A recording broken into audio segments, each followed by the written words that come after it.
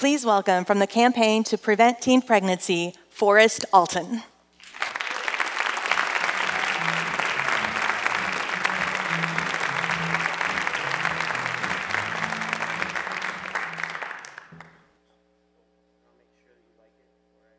Ago. It was 15 years ago. It was a recent college graduate. I was jobless, broke. You know the drill. Got a phone call from a former college professor of mine. She had just helped a small nonprofit in Georgetown, South Carolina, write a grant to start a teen pregnancy prevention program. She wondered if I might be interested in a position on that grant. Now, I have to tell you, on the list of things you dream about becoming when you grow up, me becoming the teen pregnancy prevention guy maybe wasn't at the top of my list. But nonetheless, I took a chance that day and I said yes. 15 years later, that random phone call turned into a job, turned into a career, and subsequently a passion. And now I'm the CEO of the South Carolina Campaign to Prevent Teen Pregnancy. We're the largest statewide organization in the entire country that works on this issue. And I have to tell you, it's a pretty cool time to be working in the field of teen pregnancy prevention. You see, here in South Carolina, we've achieved the impossible. We've taken an issue that many once thought to be intractable, and we've made tremendous progress. The teen birth rates in our state have decreased by nearly 50% in just one generation's time. This is incredible. It's incredible. Thank you. Thank you. It's certainly worth celebrating. Sadly, in response to your applause, that's not what I'm going to talk about today.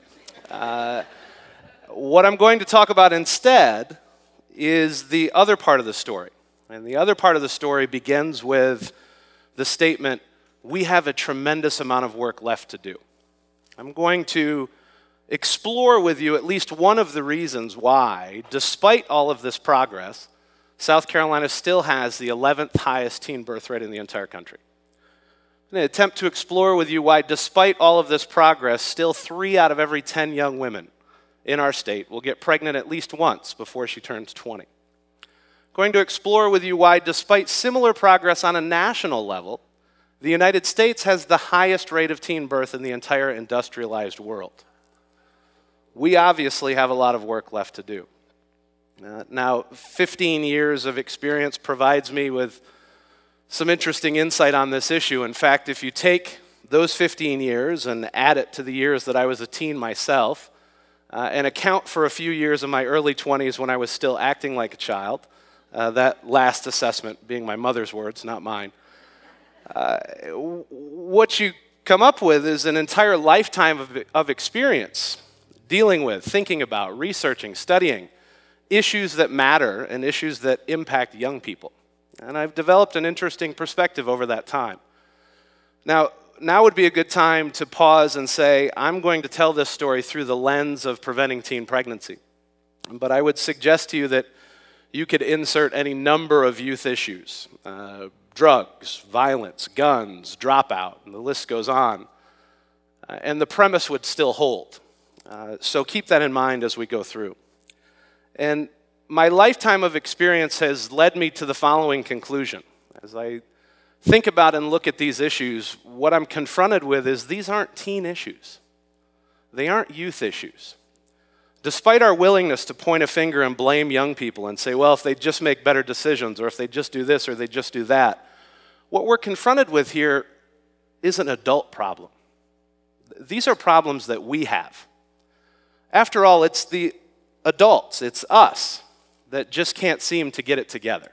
It's all of us, the adults, who too often choose to be silent on issues that matter to us. It's all of us, the adults, who too often take up a position of, shh, maybe if we just don't talk about these things, they'll go away. Now, to be fair, maybe your position is more thoughtful than this. Maybe you've taken a position of, you know what? Insert issue really is important, and somebody should do something about it. Let's assume that that is, in fact, your position, that somebody should do something about these things. Well, then that, of course, begs the question, who are these somebodies? Where do we find them? Where are these somebodies who should do something hiding? Well, let's try to find them, shall we? Let's start in the schools. Maybe those somebodies are teachers. It's a logical place to start. And we're fortunate here in South Carolina to have a mandate, a state law, that requires schools to teach sex education. So maybe that's our answer. Well, not so fast. We know that only about 25%, give or take, of all the school districts in our state are compliant with the current law that requires them to teach sex ed. More importantly, even if every school district in our state was compliant, what schools are required to do is provide 750 minutes of sex education one time in a student's high school years. 750 minutes, one time. I don't think any of us are ready to hang our hat and say schools and teachers are those somebodies. They play a critical role, yes, but it shouldn't be their responsibility alone. What about the medical community then? Maybe that's our answer. Let's look to doctors to be those somebodies. We have some recent survey data and study data out of Duke University that looked at hundreds of visits to the doctor made by 12 to 17-year-olds over the last few years. And in that study, we found that about 65% of those visits included conversations between provider and patient, between doctor and teen about sex. 65%, not bad. Certainly a higher rate of compliance than we see in our schools. But here's the kicker. The average length of that conversation, 36 seconds. 36 seconds. That's what we get from the medical community. Well, then maybe we could look for these somebodies at home. Maybe we should talk about parents for a second. In fact, I would guess that most of you, when we started talking about somebodies, immediately went to parents and said, well, isn't this their responsibility? Isn't this something they should do? That's fair. But it's a complicated issue. And talking about parents and their involvement in these issues that impact young people is confusing at best. And some of the data and reactions we have from parents and their children, it's interesting. Let's say this. On one hand, you have young people who tell us consistently, I would be able to make better decisions about my behavior, about sexual behavior, about whatever behavior, if I could have open, honest conversations with my parents. On the other hand, you have on the other hand, you have parents who say, yeah, I get it, but these conversations are hard. They're complicated. I don't know what to say. I don't know where to start. Besides, my young person doesn't want to hear from me anyway. On one hand, if I had a room full of parents in front of me and I said, raise your hand if you've had open, honest conversations with your child about love and sex and relationships, invariably the entire auditorium's hands would go up. On the other hand, if I had an auditorium full of their children and I said, have you had open, honest conversations with your parents about love, sex, and relationships, we'd be met with blank stares. And this look of, I'm not really sure, or I can't really remember. Now, how do we explain that? Well, to explain it, I think we've got to take a quick trip into living rooms all across America. And here's what I envision happening. A young person comes home from school, they've had a long day, they're tired, they drop their backpack off at the door, they just want to go upstairs and play Xbox, and they look over in the kitchen and there's mom and dad with this motion. You know the one that says, come here, we need to talk. Beads of sweat start to form on the young person's forehead and they reluctantly approach. Mom and dad are at the table and they look across at their child and they say, you're not having sex, are you? Now, every young person in America knows the answer to this question. Everybody knows the answer. So the young person screams no and sprints rapidly up to their room, slams the door behind them and hopes that they never ever have to broach the subject with their parents again. Meanwhile, mom and dad high-five each other, relieved at the answer to the question and gratified that they've had such a meaningful conversation with their child about sex. Now, let's give parents a little credit. Maybe that conversation lasted 5 minutes. Maybe it was 20 minutes. Maybe it was even an hour. Let's take that hour and add it to the 36 seconds in the doctor's office and the 750 minutes in school. What you come up with, I'll do the math for you, save your calculators, is about 13 hours. 13 hours and 36 seconds of meaningful content that somebody has had with young people in their life. Now, you're probably thinking to yourself, well, Forrest, there's more somebodies out there. I mean, if a kid played sports, or they're in the band, or they're an artist, there's lots of meaningful interaction with adults. Well, maybe. But I would counter your argument by saying not every young person is fortunate enough to have parents, or a doctor, or be in a position where they can go to school every day. So I think that this 13 hours we've come up with is a decent average. And besides, what the real point here is 13 hours over a lifetime provides a tremendous amount of open space to be filled by something. A tremendous amount of space to be filled by something. And what we're up against is a time and a place where that space is being filled. It's being filled by the media. It's being filled by peers. It's being filled by things that we wouldn't consider the somebodies who should do something about it.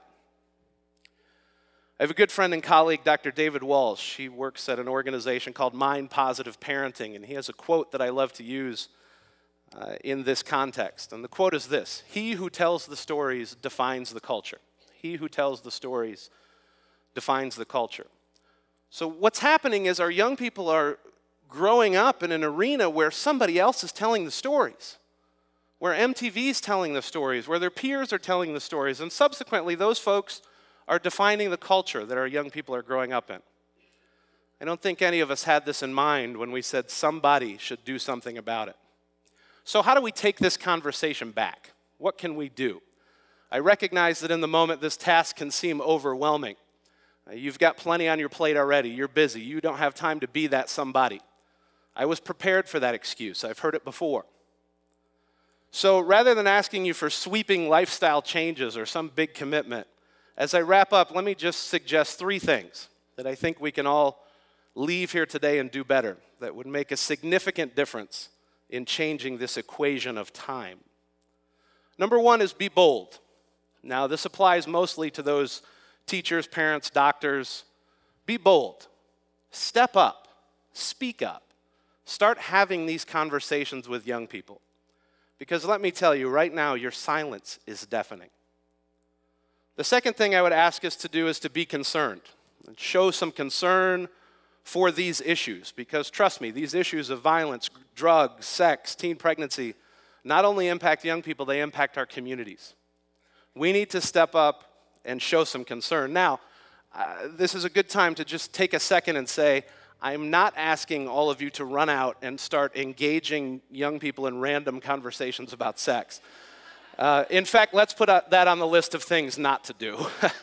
But I do need you to start engaging young people in meaningful dialogue, in conversations that matter to them, in conversations we remember from our childhood, conversations that start with, what do you want to be when you grow up? How was school today? Where are you going to go to college? How was practice? Those questions matter. But you know what? Somewhere along the line, we've stopped asking them. We've stopped asking those questions, and that's not okay. The final thing I would say to all of us is to be available. Make yourself available. We've established, and you already know, that young people can access media in seconds.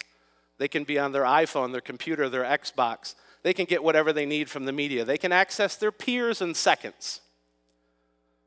But it would take them hours, if not days, scrolling through their hypothetical Rolodex to come across an adult that cares about them.